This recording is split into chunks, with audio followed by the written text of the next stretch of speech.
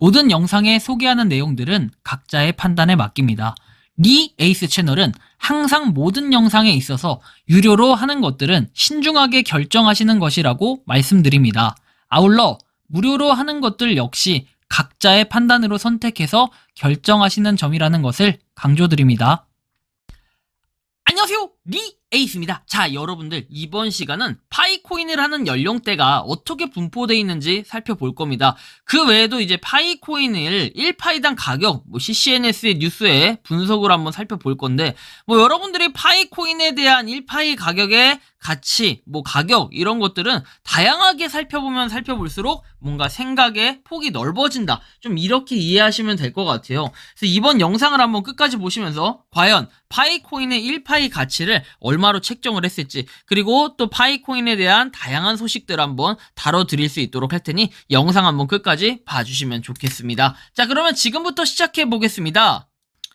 지금 코인 시장이 말도 아니라는 건 여러분들이 잘 아실 겁니다. 그 이유에 대해서 한번 살펴보면은 당연히 SEC가 어디예요? 코인베이스하고 바이낸스를 고소했기 때문인데, 자, 보시면 이 SEC 의장 이제 게리 겐슬러는 이렇게 얘기합니다. 암호화폐 산업이 기본적인 공공정책을 준수해야 한다라고 경고를 합니다. 그렇지 않으면 카드로 만든 집처럼 무너진다 라고 얘기를 하는데, 전 솔직하게 의심스러운 부분이 SEC 측에서도 툭하면 터뜨리고 하는데, 야, 기본적인 공공정책을 준수해야 한다. 그렇지 않으면 카드로 만든 집처럼 무너질 위험이 있다. 너희 조심해야 된다. 이런 얘기를 하고 싶은 거겠죠. 그냥 생략을 할게요. 30 몇 초짜리 이렇게 영상이 지금 떠돌고 있는데 사실 그렇게 볼 필요는 없는 것 같아요. 그냥 기분만 안 좋아질 뿐.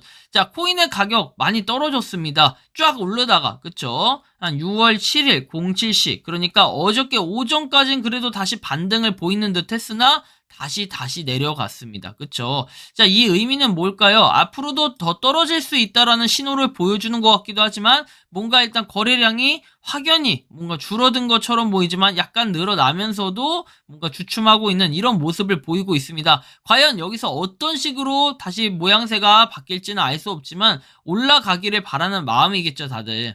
근데 이런 상황에서 최대 수익을 보고 있다? 최대 수혜를 보고 있다. 수익이 아니라 최대 수혜를 보는 건 역시 파이코인이 아닐까. 왜? 파이코인은 결국에는 상장된 코인이 아니기 때문에 이런 영향력을 받지 않는다라는 거죠. 물론 상장을 하기 위한 눈치를 보고 있다, 알게 모르게 그렇게 얘기할 수 있는 분들도 계실 수는 있겠으나 알 수는 없겠죠, 뭐가 진실일지는. 자, 일단 이런 부분이 있고, 자, 일단 한편 ccn.com에서는 캐피털 셀럽 뉴스라고 하는 곳인데, 여기에 보시면 마켓, 비즈니스, 쇼비즈, 게이밍, 스포츠 섹션에서 캐피탈하고 셀럽 뉴스를 다룬다. 여기에서 포함된 최신 뉴스를 살펴봐라. CCN 뉴스가 작진 않아요. 나름 코인 시장에 대한 분석이나 이런 내용들이 열심히 적혀 있다라는 거. 무려 2869, 활동량이 엄청나죠. 10개짜리가 2869니까 28,690개, 대략 그 정도, 한 28,000여 개 정도 된다라고 생각해보면은 그래도 CCN 뉴스는 어느 정도는 이게 역사 전통이 있네요. 그쵸?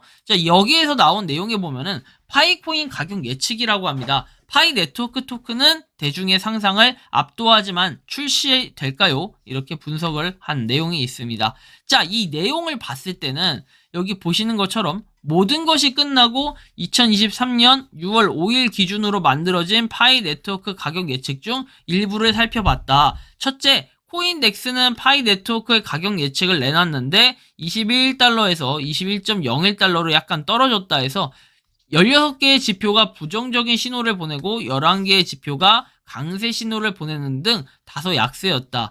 디지털 코인 프라이스는 파이 네트워크 가격을 23.88달러로 제시했지만 이 정보를 어디서 얻었는지, 어떻게 왔는지, 파이 네트워크 디파이 토큰과 혼동을 했는지 여부는 불분명하다. 그리고 파이 가격 예측은 상당히 낙관적이어서 올해 48.66달러, 내년에 56.79달러, 그 다음에는 78.9달러의 가치가 있을 것으로 제안을 했고, 2026년까지 파이가 100달러 선을 돌파해서 105.79달러에 거래가 되고, 2028년에는 119.1달러에 도달을 해서 10년은 242.51달러에 마감을 한다라고 하고, 2032년에는 457.92달러로 뭔가 장 파이 가격을 예측을 했다라고 합니다. 여러분들 잘 아시겠지만 몇 년만 지나도 산이나 강이 바뀌어 있을 정도입니다. 근데 이렇게 예측을 한다라는 거, 사실상 우리가 예측을 할 때는 이런 얘기가 있죠. 어떤 분이 2018년도에 이런 얘기를 합니다. 자, 2025년까지 비트코인이 1억 무조건 간다. 근데 이 얘기는 25년뿐만 아니라 24년에 간다, 23년에 간다. 각각 이런 내용들이 있었는데 이제 1억, 뭐 사실상 이거는 그냥 말하기 나름이고, 저도 이렇게 할 것 같으면 파이가 20년 뒤에는 5억 간다, 이렇게도 얘기할 수 있을 것 같아요. 물론 말은 쉽게 하지만 그때는 어떤 상황으로 어떻게 변화가 있을지는 알 수 없다라는 겁니다. 또 프라이스 프레딕션 넷에서는 파이 네트워크 코인 가격 예측 면에서도 매우 낙관적이었고, 2024년에는 44.39달러, 그래서 쭉쭉쭉 한번 내용을 보시고 2032년에는 898.81달러에 도달할 것으로 예상을 한다고 합니다. 그리고 마지막으로 월렛 인베스터는 더 낙관적이고 우월한 파이 네트워크 암호화폐 가격 예측을 했는데 6월 초까지 2달러 미만에 1센트 미만으로 거래될 수 있다라고 말을 했다고 합니다. 자, 보시면은 파이 네트워크 디파이 토큰과 호환합이 될 수 있다라고 하는데, 그것은 아무도 알 수 없는 얘기고 이게 진실이 아닐 가능성이 좀 높아 보여요. 자, 파이 네트워크는 좋은 투자냐라고 했을 때, 자, 그렇게 말하기는 어렵다. 냉소적인 사람들은 4년 후에는 그런 일이 일어나지 않을 수 있다고 주장했지만, 관점을 갖고 싶다면 메인넷이 출시될 때까지 시장 조건에 따라 많은 것이 좌우될 것이다, 이렇게 나옵니다. 파이 네트워크가 올라갈까 내려갈까 뭐 이런 내용들도 나오고, 투자를 해야 될까 봤을 때는 더 많은 돈을 투자하진 말아라, 이렇게 얘기를 합니다. 이게 결국에는 참고 지표로 활용이 되는 거지 투자에 대한 목적으로 활용은 아니다. 그래서 지금 거래소에 있는 걸 사야 되냐라고 봤을 때는 거래소에 있는 건 손대지 말라고 코어팀에서 얘기를 했어요. 왜? 코어팀에서 상장돼 있는 거래소는 뭐다? 이거는 진짜가 아닌 가짜다, IOU다 하면서, IOU도 아니고 이게 그냥 가짜라는 표현까지 쓰면서 했기 때문에 투자에 유의해라 라고 직접적으로 코어팀에서 강조를 한 바 있어서 여러분들이 유의를 하셔야 될 부분이다 라는 겁니다. 자, 그렇다면은 저 기사를 썼던 저분은 누구신가? 이제 이분도 한번 봐야 될 건데, 피터 헨이라는 분이고, 자, 피터 헨 같은 경우에는 여기 나온 것처럼 저널리스트로 2005년부터 활동을 했던 분입니다. 그러면 경력으로 따지면 나름 한 18년 정도 됐던 건데, 자, 메일 온 선데이와 데일리 익스프레스를 비롯한 다양한 발행인을 위해 글을 썼다라고 얘기하면서, 뭐 이렇게 나오는 유니버스 오브 라이버풀에 졸업한 그는 영국에 거주를 하고 있다라고 얘기합니다. 그래서 유명한 저널리스트라고 하면서 파이에 대해서 쭉 보시면 되는데, 근데 이분이 좀 보는 게 좀 특이한 게, 자, 보시는 것처럼 뭐 코인베이스 주가, 뭐 SEC 요금에서 살아남을 수 있냐, 트론 가격 예측, 테라 클래식 가격 예측, 샌드박스 가격 예측, 도지코인 가격 예측, 이런 것들을 봤을 때 좀 특이합니다. 그쵸? 코인 가격 예측에 대한 글을 많이 쓰는 것 같아요. 그쪽에 관심이 있는 것 같고, 피터 헨에서 저널리스트 콘텐츠 작가라고 나오기도 합니다. 뭐 아무튼 요렇게 좀 참고를 하시면 되겠습니다. 이게 막 엄청나게 영양가 있다 이런 정도는 아니니까 그냥 참고 삼아 한번 보시면 좋을 것 같고, 한편 뭐 제가 얼마 전에 설문조사를 했던 내용입니다. 3일 전에 당신의 연령이 어떻게 되냐 이렇게 물어봤고, 5개까지밖에 60대, 70대, 80대 이렇게도 하고 싶은데 커뮤니티 항목이 5개까지밖에 설정이 안 돼가지고, 그렇다고 10대를 빼기에도 20대를 빼기에도 살짝 애매한 부분들이 있어서 이렇게 설정을 했다라는 부분은 좀 양해를 해주시면 좋겠습니다. 그래서 50대 이상이 41%, 여기에 50대에서 60대, 70대 분들도 계시다라는 거. 근데 뭐 그런 거 치고 여러분들 여기서 나오는 지표의 결말은 뭐다? 결과는 고연령층이 상당히 많은 부분 차지하고 있다라는 걸 좀 느낄 수가 있어요. 그쵸? 40대, 50대만 하더라도 지금 70%가 하고 있고, 의외로 나머지 분들 30대, 20대, 10대는 하고 있지 않다. 29%만이 뭐 10대부터 30대, 그리고 30대만 쳐도 17%, 20대만 쳐도 10%다. 이런 내용으로 봤을 때 여러분들 느낄 수 있는 거는 뭐 이런 거 아니겠습니까?